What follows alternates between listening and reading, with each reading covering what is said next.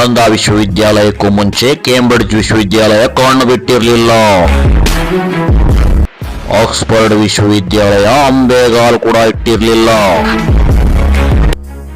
ಜಗತ್ತಿನ ಸರ್ವಶ್ರೇಷ್ಠ ಪ್ರಪ್ರಥಮ ವಿಶ್ವವಿದ್ಯಾಲಯ ನಳಂದ ವಿಶ್ವವಿದ್ಯಾಲಯ ಧಾಗನೆ ಉರಿದ ಕತೆ. ಹೌದು ವೀಕ್ಷಕರೇ, ನಳಂದ ಶಿಕ್ಷಣ ಕ್ಷೇತ್ರದ ನಕ್ಷತ್ರ ನಳಂದ. ಇದು ಶುರುವಾದಾಗ ಆಕ್ಸ್ಫರ್ಡ್ ಇನ್ನೂ ಹುಟ್ಟಿರಲಿಲ್ಲ. ನಳಂದ ಮಧ್ಯಯುಗದಲ್ಲಿ ತನ್ನದೇ ಆದ ಛಾಪನ್ನು ಹೊಂದಿ ವಿಶ್ವದ ರೋಮಾಂಚನಕ್ಕೆ ಕಾರಣ ಈ ನಳಂದ. ನಳಂದ ಭಾರತ ದೇಶದ ಬಿಹಾರದಲ್ಲಿದ್ದ ಪ್ರಾಚೀನ ಕಾಲದ ಪ್ರಸಿದ್ಧ ಉನ್ನತ ಶಿಕ್ಷಣ ಕೇಂದ್ರದ ಹೆಸರು. ನಳಂದ ಪ್ರಾಂತ್ಯವು ಭಾರತದ ಬಿಹಾರ ರಾಜ್ಯದ ರಾಜಧಾನಿಯಾದ ಪಾಟ್ನಾದ ಆಗ್ನೇಯ ಭಾಗದಲ್ಲಿ ಸುಮಾರು 55 ಮೈಲಿ ದೂರದಲ್ಲಿದೆ. ಕ್ರಿಸ್ತಶಕ 427ರಿಂದ 1197ರವರೆಗೆ ಬುದ್ಧ ಪ್ರಣೀತ ತತ್ವಜ್ಞಾನದ ವ್ಯಾಸಂಗ ಕೇಂದ್ರವಾಗಿತ್ತು. ಇದು ಇತಿಹಾಸದಲ್ಲಿ ನಮೂದಿತವಾದ ಮೊದಲ ಅತಿ ಶ್ರೇಷ್ಠವಾದ ವಿಶ್ವವಿದ್ಯಾಲಯ ಎಂದು ಹೇಳಲಾಗುತ್ತೆ. ಬರೋಬ್ಬರಿ 9 ಮಹಡಿಯ ಮಹಾವಿದ್ಯಾಲಯ ತನ್ನದೇ ಆದ ಶಿಕ್ಷಣದ ಧ್ರುವ ನಕ್ಷತ್ರವಾಗಿ ಮೆರೆಯಿತು. ಗುಪ್ತರ ಕಾಲದಲ್ಲಿ ನಳಂದ ಅಂದರೆ ವಿರಾಮವಿಲ್ಲದ ವಿದ್ಯೆ ನೀಡುವ ಮಹಾಸ್ಥಳ ಎನ್ನಲಾಗುತ್ತೆ. ಒಂದು ಕಾಲದಲ್ಲಿ ಜಗತ್ತಿನ ಮೊಟ್ಟ ಮೊದಲನೆಯ ವಸತಿ ವಿಶ್ವವಿದ್ಯಾಲಯ ದಾಗನೆ ಉರಿದು ಹೋಯಿತು. ಕ್ರಿಸ್ತಶಕ 427ರಲ್ಲಿ ಗುಪ್ತರ ಮಹಾರಾಜ ಕುಮಾರಗುಪ್ತ ನಿರ್ಮಿಸಿದ ಎಂದು ಹೇಳಲಾಗುತ್ತೆ.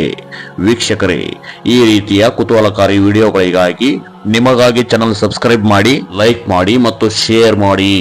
ಗುಪ್ತರು ವೈದಿಕ ಪಂಥದವರಾಗಿದ್ದರು. ಆದರೆ ಗುಪ್ತರು ಸ್ಥಾಪಿಸಿದ ಆ ಕಾಲದಲ್ಲಿ ನಳಂದಾದಲ್ಲಿ ಬೌದ್ಧ ಧರ್ಮದ ಆಧ್ಯಾತ್ಮಿಕ ಚಿಂತನೆಗಳ ಬಗ್ಗೆ ಬೋಧನೆ ಮಾಡಲಾಗುತ್ತಿತ್ತು. ಇದಕ್ಕೆ ಗುಪ್ತರ ರಾಜರು ವೈದಿಕ ಪಂಥದವರಾಗಿದ್ದರೂ ಬೌದ್ಧ ಧರ್ಮದ ಬೋಧನೆಗೆ ಆರ್ಥಿಕ ಸಹಕಾರ ನೀಡುತ್ತಿದ್ರು. ನಳಂದಕ್ಕೆ ಬೇಕಾದ ಎಲ್ಲಾ ವ್ಯವಸ್ಥೆಯನ್ನು ಗುಪ್ತರ ರಾಜರು ಮಾಡುತ್ತಿದ್ರು ಅಂದ್ರೆ ನೀವು ನಂಬಲೇಬೇಕು ಸ್ನೇಹಿತರೆ.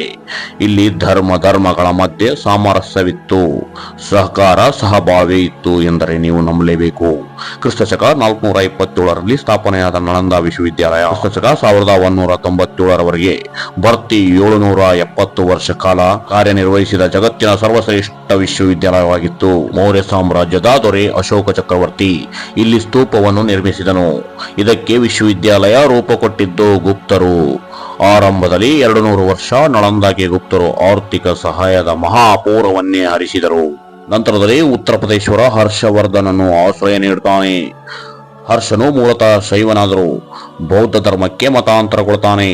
ಇದರಿಂದ ನಳಂದ ಇನ್ನೂ ಆಕರ್ಷಕ ರೂಪ ಪಡೆಯುತ್ತೆ.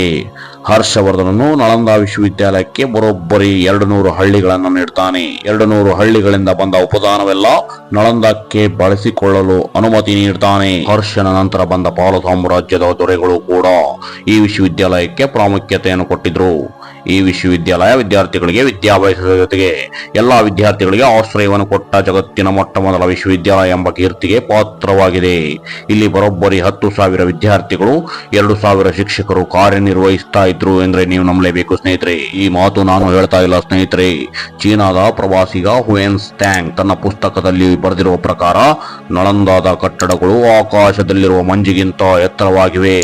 ಈ ಕಟ್ಟಡಗಳು ಮೋಡಗಳ ಮತ್ತು ಗಾಳಿ ಹುಟ್ಟುವುದನ್ನು ನೋಡುತ್ತವೆ ಎಂದು ದಾಖಲಿಸಿದ್ದಾನೆ. ವೀಕ್ಷಕರೇ, ಸ್ವಲ್ಪ ಯೋಚನೆ ಮಾಡಿ. ಈ ಹಿಂದಿನ ಕಾಲದಲ್ಲಿ ನಳಂದ ವಿಶ್ವವಿದ್ಯಾಲಯ ಅದೆಷ್ಟು ಶ್ರೀಮಂತಿಕೆಯಿಂದ ವಿದ್ಯಾರ್ಥಿನಿಗೆ ತನ್ನದೇ ಆದಂತಹ ಮಹತ್ವ ಹೊಂದಿತ್ತು ಅಂತ. 5 ವಿದ್ಯಾರ್ಥಿಗಳಿಗೆ ಒಬ್ಬ ಪ್ರೊಫೆಸರ್ ಇದ್ದರು ಎಂದರೆ ನಂಬ್ತೀರಾ? ವೀಕ್ಷಕರೇ, ಆಗಿನ ಕಾಲದಲ್ಲಿಯೇ Korea, Japan, Tibet, Mongolia, China, Greece, Turkey, Sri Lanka ಮತ್ತು ಆಗ್ನೇಯ ಏಷ್ಯಾದಿಂದ ಇಲ್ಲಿ ಕಲಿಯಲು ಸಾವಿರಾರು ವಿದ್ಯಾರ್ಥಿಗಳು ಇಲ್ಲಿ ಆಗಮಿಸುತ್ತಿದ್ರು. ಯಾರು ಪ್ರೊಫೆಸರ್ಗಳ ಪರೀಕ್ಷೆಯಲ್ಲಿ ಪಾಸ್ ಆಗ್ತಾರೋ ಅವರಿಗೆ ಮಾತ್ರ ವಿಶ್ವವಿದ್ಯಾಲಯದಲ್ಲಿ ಬೋಧನೆ ಮಾಡಲು ಅವಕಾಶವಿರ್ತಾ ಇತ್ತು. ಇಲ್ಲದೆ ಇದ್ರೆ ಇಲ್ಲ. ಇಲ್ಲಿ ಪ್ರವೇಶ ಸಿಕ್ಕ ವಿದ್ಯಾರ್ಥಿಗಳ ಬಾಳು ನಿಜಕ್ಕೂ ಬಂಗಾರ ಆಗ್ತಿತ್ತು. ಏಕೆಂದ್ರೆ ಭಾರತದ ಸರ್ವಶ್ರೇಷ್ಠ ಪ್ರೊಫೆಸರ್ ಅವರಿಂದ ಬೋಧನೆ ಸಿಗ್ತಾ ಇತ್ತು. ಇದರ ಜೊತೆಗೆ ಧರ್ಮಪಾಲ, ಶೀಲಭದ್ರವರ ಜ್ಞಾನ ಭಂಡಾರ ಸಿಗ್ತಾ ಇತ್ತು. ಇಲ್ಲಿ ಗಣಿತ, ಔಷಧಶಾಸ್ತ್ರ ಮತ್ತು ತರ್ಕಶಾಸ್ತ್ರವನ್ನು ಹೇಳಿಕೊಡಲಾಗ್ತಾ ಇತ್ತು.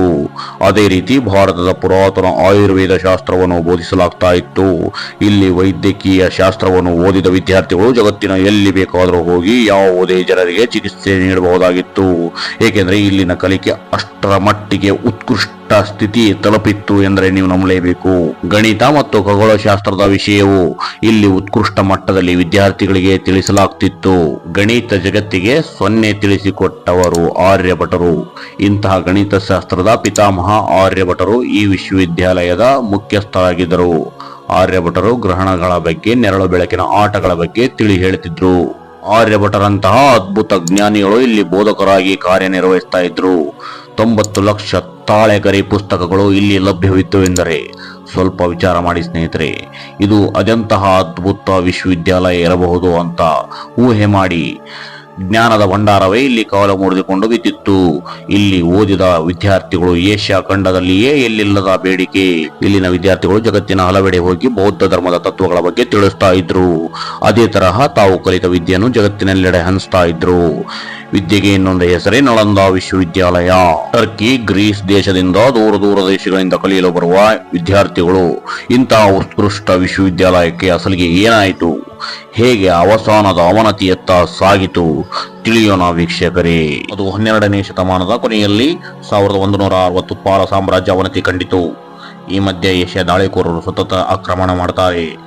ನಳಂದ ವಿಶ್ವವಿದ್ಯಾಲಯ ಸಂಪತ್ತನ್ನು ಲೂಟಿ ಮಾಡ್ತಾರೆ. ದಾಳಿಕೋರರನ್ನು ಸದೆಬಡಿಯಲು ಆಗಿನ ಕಾಲದಲ್ಲಿ ಬಲಿಷ್ಠ ಸಾಮ್ರಾಜ್ಯ ಇರಲಿಲ್ಲ. ಅಫ್ಘಾನಿಸ್ತಾನದ ಮೊಹಮ್ಮದ್ ಗೋರಿಯ ಕಣ್ಣು ಆ ಹೊತ್ತಿಗೆ ಭಾರತದ ಮೇಲೆ ಬಿದ್ದಿತ್ತು. ಈತನ ತುರ್ಕೋ ಅಫ್ಘಾನಿ ಸೇನೆ ಉತ್ತರ ಭಾರತದ ಮೇಲೆ ದಾಳಿ ಮಾಡೋಕೆ ಶುರು ಮಾಡಿತು. 1193ರಲ್ಲಿ ಮೊಹಮ್ಮದ್ ಗೋರಿಯ ಸೇನಾಧಿಕಾರಿ ಮೊಹಮ್ಮದ್ ಬಕ್ತಿಯಾರ್ ಖಲ್ಜಿ ನಳಂದ ವಿಶ್ವವಿದ್ಯಾಲಯದ ಮೇಲೆ ದಾಳಿ ಮಾಡಿತು. ಅಲ್ಲಾವುದ್ದೀನ್ ಖಿಲ್ಜಿ ಬೇರೆ, ಬಕ್ತಿಯಾರ್ ಖಲ್ಜಿ ಬೇರೆ. ಬಕ್ತಿಯಾರ್ ಖಲ್ಜಿ ನಳಂದ ವಿಶ್ವವಿದ್ಯಾಲಯ ಸಂಪೂರ್ಣ ನಾಶ ಮಾಡ್ತಾನೆ. ಅಸಲಿಗೆ ಬಕ್ತಿಯಾರ್ ಖಲ್ಜಿಗೆ ನಳಂದ ವಿಶ್ವವಿದ್ಯಾಲಯದ ಮೇಲೆ ಅದೇನು ಕೋಪಾನೋ ಗೊತ್ತಿಲ್ಲ. ಕೆಲ ಇತಿಹಾಸಕಾರರ ಪ್ರಕಾರ ಅಲ್ಲಿನ ಬೌದ್ಧ ಧರ್ಮದ ಪ್ರಚಾರ ಇರಬಹುದು, ಇಲ್ಲವೇ ವಿಶ್ವಕ್ಕೆ ಜ್ಞಾನ ನೀಡುವ ತಾಣ ಅಂತಾನೋ ಗೊತ್ತಿಲ್ಲ. ಒಟ್ಟಿನಲ್ಲಿ ನಳಂದ ವಿಶ್ವವಿದ್ಯಾಲಯದಲ್ಲಿನ ಪ್ರೊಫೆಸರ್ಗಳನ್ನ, ವಿದ್ಯಾರ್ಥಿಗಳನ್ನ ಅಲ್ಲಿಂದ ಓಡಿಸ್ತಾನೆ. ಕೆಲ ಬೌದ್ಧ ಸನ್ಯಾಸಿಗಳನ್ನ ಹತ್ಯೆ ಮಾಡ್ತಾನೆ. ಅಲ್ಲಿನ ಕೆಲ ವಿದ್ವಾಂಸರು ಆತನ ದಾಳಿಗೆ ಬೆದರಿ ಅಲ್ಲಿಂದ ಕೆಲ ಪುಸ್ತಕಗಳನ್ನು ತೆಗೆದುಕೊಂಡು ಓಡಿ ಹೋಗ್ತಾರೆ.